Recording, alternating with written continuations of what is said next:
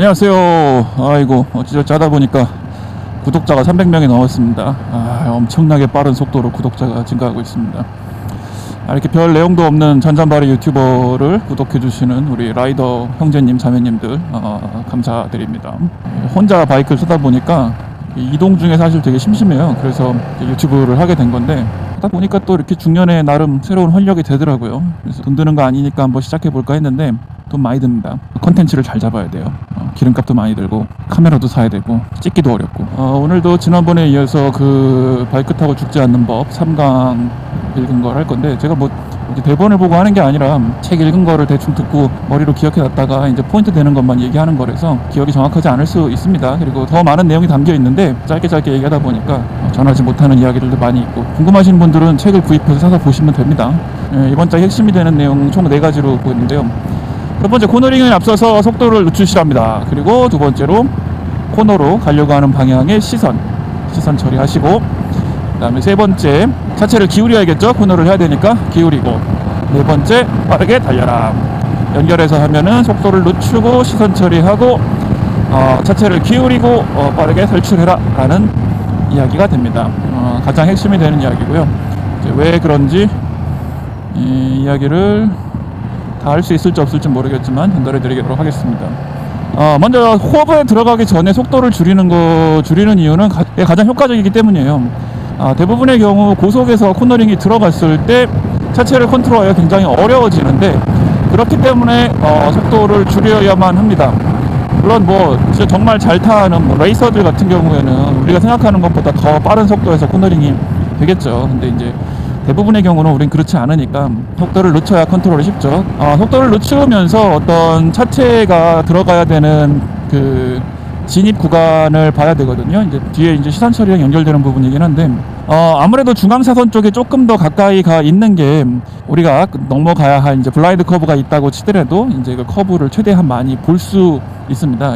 차체를 크게 기울이기 위해서 중앙선 쪽으로 가라는 게 아니라 중앙선 쪽으로 가야 이제 반대편 쪽 그 블라인드 커브 쪽에서 그 최대한도로 많은 시야를 확보할 수 있기 때문에 이제 그쪽으로 가라고 하는 거거든요. 그런 면에서 살짝 어느 정도는 중앙선 쪽으로 가주면서 시야를 최대한 넓혀야겠죠.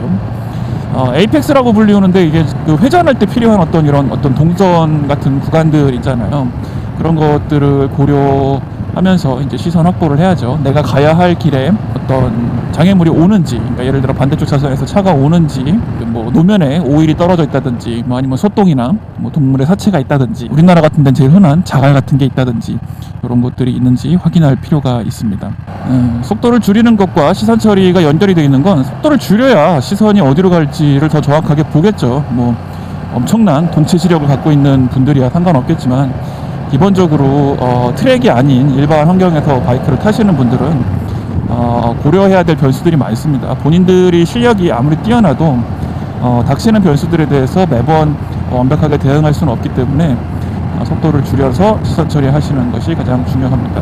그 다음 나오는 것이 이제 뭐 스로틀 같은 부분이 나와요. 회전할 때 커브를 틀 때 스로틀을 열어라, 뭐 스로틀을 뭐 닫아라, 뭐 이제 이런 식의 이야기들이 계속 나오고 있거든요.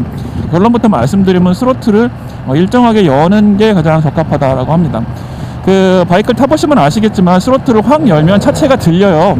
이렇게 해서 스로틀을 열면 차체가 들리고 스로틀을 닫으면 차체가 앞으로 쏠립니다. 그 얘기는 바퀴에 전해지는 하중이 내가 스로틀을 열었을 때 뒷바퀴 쪽으로 하중이 걸리면서 노면의 접지력이 뒷바퀴 중심으로 가게 되고요. 스로틀을 풀게 되면 앞바퀴 쪽으로 가게 되니까 아무래도 앞바퀴 쪽으로 하중이 쏠리게 되겠죠. 그래서 코너링을 할 때 일정한 트랙션을 걸어주기 위해서는 스로틀을 적당하게, 너무 빨리 주라는 얘기가 아니라 그 속도에 맞는 스로틀을 열어주는 것이 필요하다고 합니다. 그렇게 열어줘야지만 노면과의 적절한 어떤 그 접지력을 계속 유지할 수가 있고요. 회전하는 중간에 갑자기 스로틀을 낮추거나 한다면은 하중이 갑자기 앞쪽으로 쏠리면서 차체가 똑바로 쓸 수 있죠. 왜냐하면 뒤쪽 뒷바퀴 트랙션이 감소하니까 뒷바퀴가 털릴 수 있죠. 이제 이런 경우 굉장히 위험하니까 그런 경우를 막기 위해서 일정한 트랙션을 주는 것이 가장 중요하다고 생각합니다.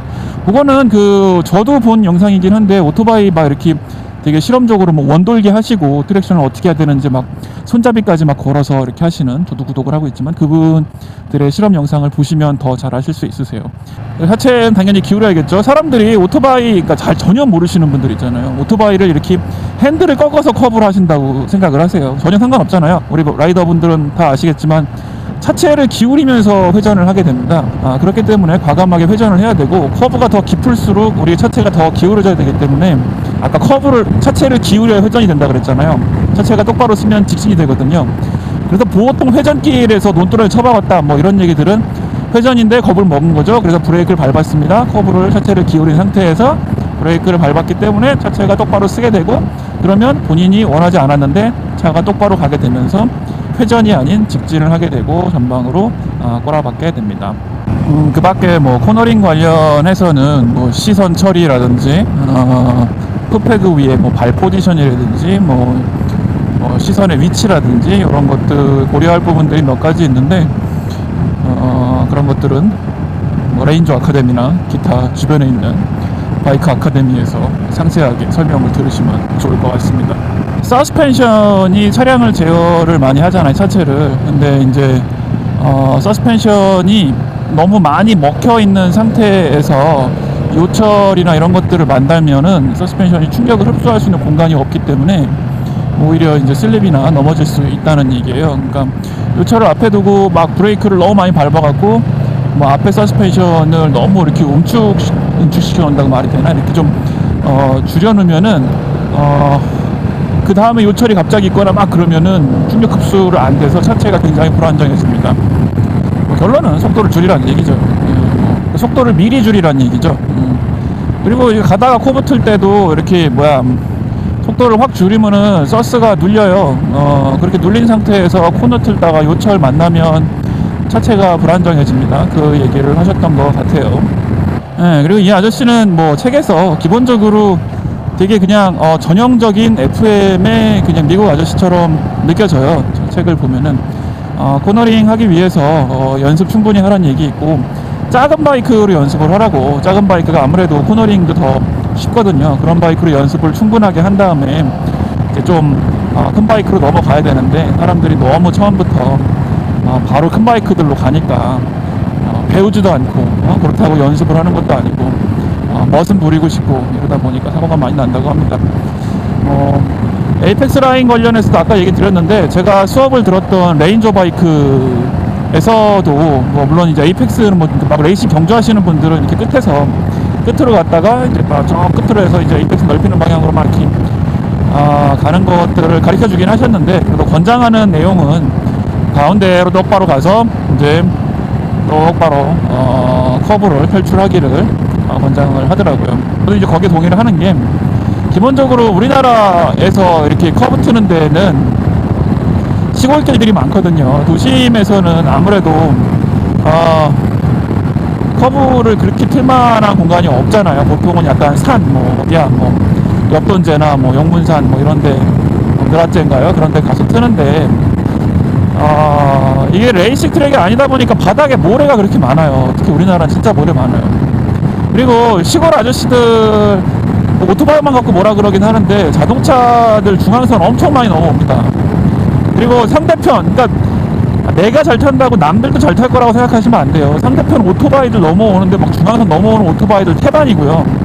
자전거 타는 사람들까지도 거의 껴서 굉장히 약간 위험한 상황들이 많이 노출이 되거든요. 그러니까 아무래도 정말로 뭐가 안전이 확보된 상태가 아니면은 무리하지 않게. 이상으로 3장의 내용을 말씀드렸고요. 정리해서 이야기 드리면은, 커브에 들어가기 전에 속도 항상 줄이시고요. 시선 처리 하셔야 됩니다. 시선 처리를 완벽하게 해야 되는 이유는 커브 뒤에 있을 수 있는 기름들, 동물의 사체, 동물 배설물, 모래, 자갈 혹은 반대쪽에서 오는 차들, 이런 기타 등등 위험 요소들을 봐야 되기 때문에 최대한 시야를 확보하기 위해서도 있고요. 그 다음에 차체를 기울이면서 커브를 틀 때 시선 처리가 돼 있으면 그 커브로 오토바이는 자동으로 흘러 들어가게 됩니다.